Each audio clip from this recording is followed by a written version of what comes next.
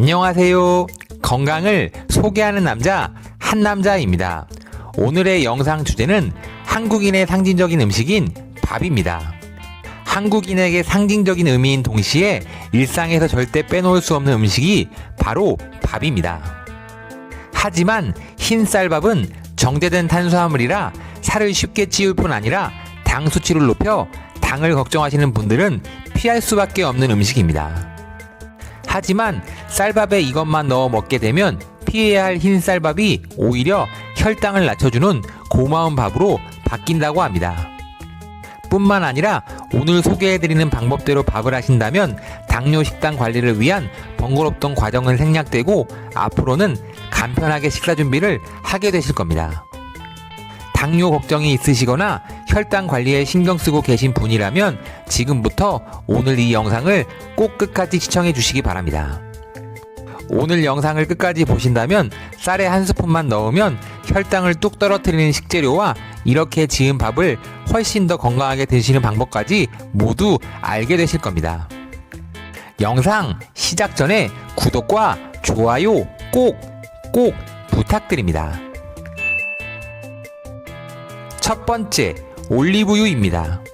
세계 3대 장수식품으로 꼽히는 올리브유는 신의 열매라는 별칭이 있을 정도로 많은 분들에게 사랑받고 있는 대표 식재료입니다. 이런 올리브유를 밥을 지으실 때 한 스푼만 넣어주시면 혈당이 급격히 올라가는 걸 막아줄 뿐만 아니라 밥의 칼로리까지 줄여준다고 합니다. 그 이유는 저항성 전분 때문입니다.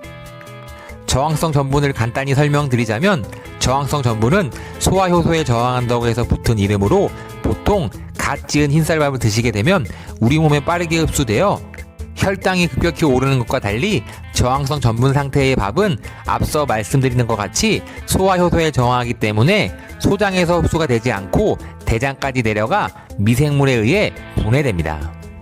이렇듯 소장에서 흡수가 되지 않아 혈당이 덜 오르게 되고 소화 과정이 길어 포만감이 오래가며 흡수가 덜 되기 때문에 같은 양을 먹더라도 칼로리가 더 낮아지게 되는 것입니다. 밥을 지으실 때 올리브유를 넣게 되면 바로 이 저항성 전분으로 인해 소화효소에 저항하며 혈당이 천천히 오르는 밥이 만들어지게 되는 것입니다.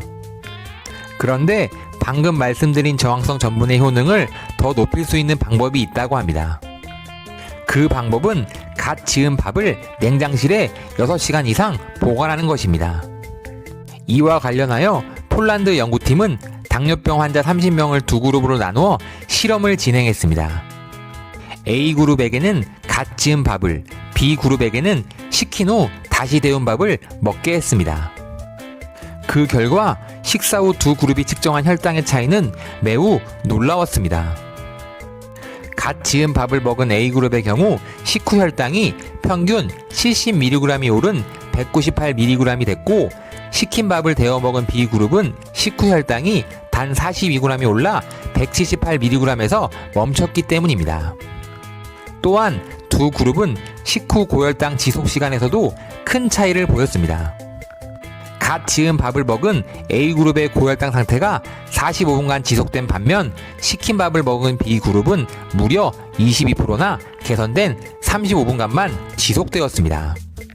이렇듯 밥을 식히게 되면 밥이 저항성 전분으로 바뀌게 되어 갓 지은 밥을 먹을 때보다 혈당이 훨씬 덜 오르고 더 빨리 떨어지게 됩니다.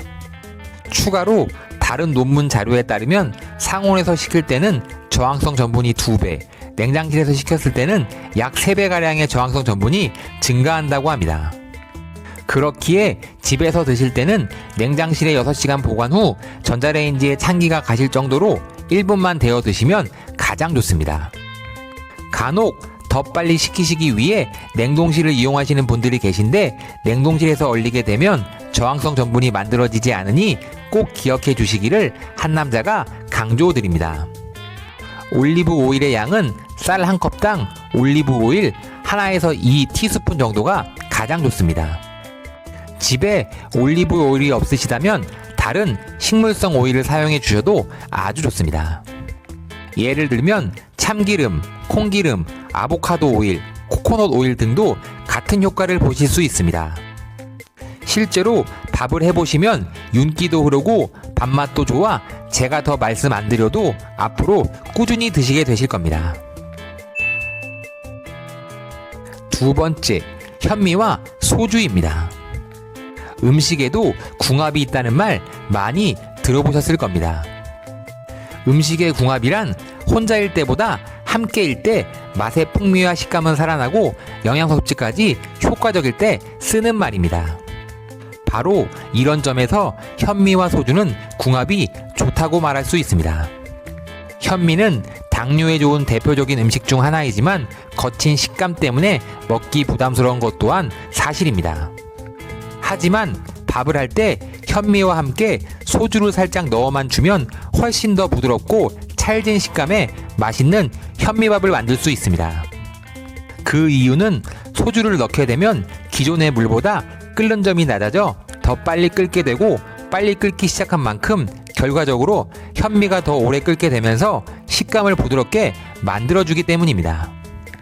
평소 거친 식감 때문에 현미밥이 좋은 걸 아시고도 드시지 못한 구독자분들이라면 방금 알려드린 대로 밥을 한번 해보시기 바랍니다. 당뇨 관리에 아주 좋은 대안이 되실 겁니다. 현미밥에 소주를 넣으면 좋은 점은 이뿐만이 아닙니다. 좋은 점은 바로 항산화 물질을 만들어주기 때문입니다. 이와 관련하여 국립식량과학원에서는 두 그룹을 대상으로 연구를 진행했습니다. 현미를 섞은 백미 100g을 기준으로 한 그룹은 120ml의 생수로만 밥을 짓고 다른 그룹은 생수 100ml와 소주 2잔을 넣어 밥을 짓게 하였습니다. 그 결과 소주가 들어간 현미밥이 그냥 물로만 지은 현미밥보다 폴리페놀 함량이 무려 17%나 높게 나왔다고 전했습니다. 폴리페놀은 우리 몸의 산화작용을 억제하는 대표적인 항산화 물질로 면역력과 노화 방지뿐 아니라 항암에도 도움을 주는 매우 좋은 성분입니다. 이렇듯 현미밥을 지을 때 소주를 넣은 것만으로도 식감은 부드러워지고 항산화 물질인 폴리페놀은 높아지기에 앞으로 현미밥을 하실 때 꼭 소주를 넣어 드시는 걸 한 남자가 추천드립니다.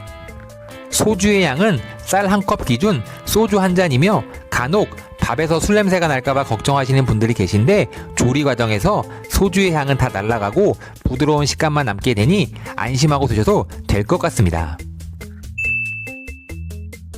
세 번째, 강황입니다. 대표적인 옐로푸드인 강황은 카레에 주로 사용되는 식재료로만 알려져 있는데 사실 강황은 인도 의학에서 수천 년 전부터 사용해온 몸에 좋은 약재이기도 하며 타임지 선정 슈퍼푸드 중 하나이기도 합니다. 당뇨 증상을 개선하고 예방하는데 강황이 좋은 이유는 강황의 핵심 성분인 커큐민에 있습니다. 이 커큐민 성분은 식후 혈당 수치를 조절하고 인슐린 저항성을 떨어뜨리는데 큰 도움을 줍니다. 일부 환자들은 당뇨로 인해 발생하는 합병증인 신장 손상을 예방하는데 강황을 활용하기도 합니다. 다만 강황 속 커큐민은 우리 몸속에 흡수되는 비율이 1에서 2% 정도로 낮은 편입니다. 커큐민은 지용성이기 때문에 기름과 함께 섭취하면 흡수율을 높일 수가 있습니다. 그러니 강황가루를 넣어 밥을 하실 때 들기름과 같은 식물성 오일과 함께 넣어주시면 도움이 되며 여기에 후구추까지 살짝 더해주시면 더 큰 효과를 볼 수 있습니다. 더 큰 효과를 볼 수 있는 이유는 바로 흑후추 속 피페린 성분 때문입니다. 미국 텍사스 주립대에서 진행된 연구에 의하면 강황의 커큐민 성분과 후구추 속 피페린 성분이 만나면 커큐민의 흡수율이 무려 20배가량 올라간다고 합니다.